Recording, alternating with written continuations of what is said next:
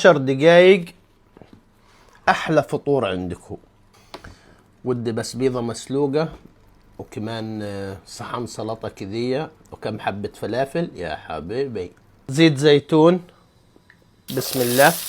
بصل وديه يذبل صح معي.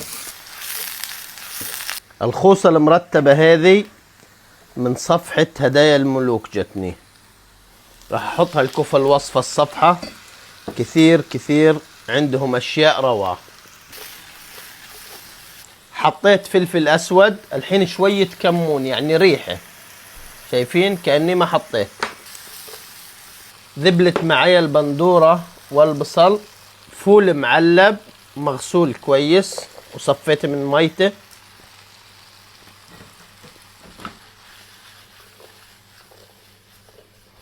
وديه هرس كويس. بعد ما هرست تقريبا متوسط كذية بضيف عليه شوية مية، ملح، تقريبا معلقتين طحينة. وديه بحركة الطحينة كويس عبال ما تاخذ القوام المطلوب. عندي هنية دقة ليمون وفلفل وثومة. اني بصراحة مش مطمن ودي اطعيكوا ريع عن جد.